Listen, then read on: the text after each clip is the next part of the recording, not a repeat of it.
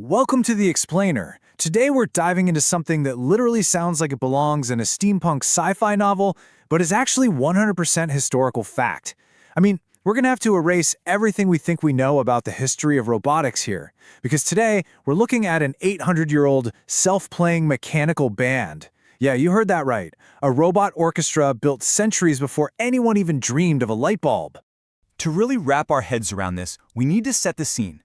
I want you to just imagine you're sitting at this lavish royal drinking party, right? The year is 1206. You're in southeastern Anatolia, relaxing beside a massive, beautiful palace pool. The sun has gone down, torches are reflecting off the dark water, the royal guests are eating, drinking, chatting, the whole vibe is completely relaxed. And then, out of nowhere, this small, highly ornate boat begins moving out across the lake, but there is absolutely nobody rowing it. As this mysterious boat gets closer, you notice there are actually musicians sitting inside, but they aren't human. Without any warning, a wooden drummer raises his arm and strikes his drum. A harpist begins moving her hands. Another drummer joins the rhythm. And then, this incredibly clear, flute-like sound emerges from the boat. It's a full mechanical orchestra playing music all by itself. There are no humans pulling strings from the shore, and obviously there is absolutely no electricity. Imagine being a royal guest witnessing this in the 12th century. It must have felt like pure magic, which sets up the ultimate historical mystery, right? How on earth did they do it? Okay, let's dive into this. Section 1. Meet the mastermind. The absolute genius who engineered this magical scene was Badi al-Zaman Abu al-Iz ibn Ismail ibn al-Razaz al-Jazari, or as we generally know him, al-Jazari. Living from around 1136 to 1206, he served as a master engineer in the Arctic court. In the year 1206, he finished his masterpiece, the Book of Knowledge of Ingenious Mechanical Devices, which detailed around 100 mind-blowing inventions. But, what made al-Jazari truly special was that he wasn't just interested in boring utilitarian pumps and clocks. He had a serious flair for the dramatic. He wanted his machines to move, to perform, and above all, to entertain the royal court in spectacular fashion. So let's look at the incredible robotic cast he actually assembled for this specific boat. The deck featured a complete miniature royal scene, a king, a weapon bearer, and a servant holding a jug and goblet. But the real stars, the musicians. One harpist, one flutist, and two drummers. And these mechanical figures actually had arms that could move and operate their instruments. But keep in mind, we're in the early 1200s. There are no electric motors, there are no batteries, there is no Wi-Fi, no microchips, none of that. So, where in the world is the power coming from? Moving right along to Section 2, the secret water engine. So the crucial point is, to understand where the power came from, we have to look under the deck of this boat. We have to see how it harnessed one of nature's oldest forms of energy, water. It wasn't just floating on the water, it was actually powered by it.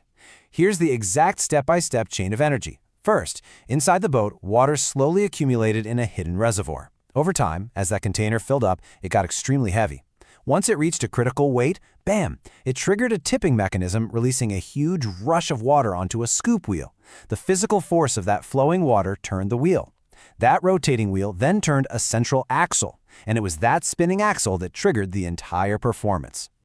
But what makes this even more mind-blowing is the timing built into the whole system. This wasn't just a constant, non-stop performance. Because the water gradually accumulated in the reservoir, it took roughly half an hour for enough weight to build up. So, put yourself back at that party. You watch performance, and then the boat just goes completely silent. The royal guests go back to talking and drinking. 30 minutes later, the tipping container reaches capacity. The water drops, the axle spins, and boom, the robotic orchestra suddenly springs back to life. The machine independently initiated its own performance through this meticulously calculated hydraulic cycle. No human pulling a lever, no one turning a crank, just brilliant engineering. Which brings us nicely to Section 3, Medieval Mechanical Programming. Now, we still have a missing link here. How does a spinning piece of wood tell a specific drummer when to hit a drum? Notice the direct comparison to how we do things today. In modern robotics, software code dictates the sequence of movements, right? You type a command, the computer tells the motor what to do. Well, Al-Jazari obviously didn't have software. Instead, he used physical pegs attached to that rotating axle. As the axle turned, these pegs would physically bump into rods and levers connected to the musician's arms. It's actually surprisingly similar to the inside of a mechanical music box.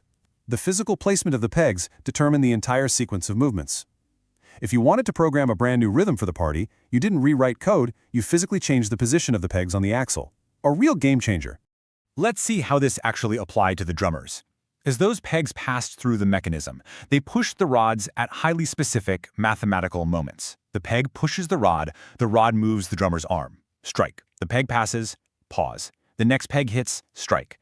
Al-Jazari's machine successfully transformed continuous rotary motion, the spinning axle, into controlled back-and-forth striking motion. That principle is an absolute foundation of mechanical engineering, and he was casually demonstrating it to royal guests using a tiny robotic drummer. And this brilliantly illustrates his genius even further. The flutist. For the flute, water wasn't just providing the physical energy to move an arm. It was actually participating in the creation of the sound itself. According to Al-Jazari's designs, water flowing through the specific part of the system displaced air, physically forcing that air toward a whistle-like component. This resulted in a very distinct, airy, flute-like sound. It's just a flawless, elegant combination of hydraulics, mechanics, and music, all working in perfect harmony. Let's move to our final part, Section 4, Automaton or Modern Robot. Before we wrap up, let's just clarify our terminology a bit, because it really builds our understanding of historical tech. While calling it a robot orchestra is a really fun and useful way for us to grasp what it looked like, the modern word robot obviously didn't exist in Al-Jazari's time. His machine wasn't thinking. It didn't have artificial intelligence. It certainly wasn't improvising its drum solos based on how the audience was reacting. Technically, it was an automaton, a mechanical device capable of performing actions automatically. Actually, scratch that. It was a highly sophisticated, early programmable automaton. Its entire behavior was encoded into the physical arrangement of its mechanisms. Honestly, Al-Jazari's work represents a stunning chapter in the history of mechanical engineering. Just look at the concepts he mastered more than 8 centuries ago. He was utilizing water power and valves, implementing complex levers, gears, and cams, perfecting timing mechanisms, and achieving programmable automatic movement. He took highly complex math and physics, and instead of just using it for, say, a factory or a mill, he turned it into pure royal wonder and theater.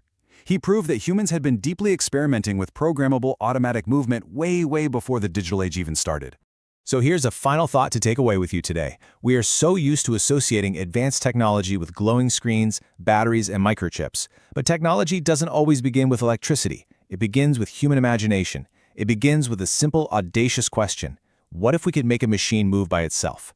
Back in 1206, Al-Jazari answered that exact question, using nothing but water, metal, wood, and pure genius. He gave the world an extraordinary glimpse into a robotic future, a full 800 years before that future actually arrived. Thank you so much for joining me for this explainer, and hey, keep questioning how the amazing things in our world actually work.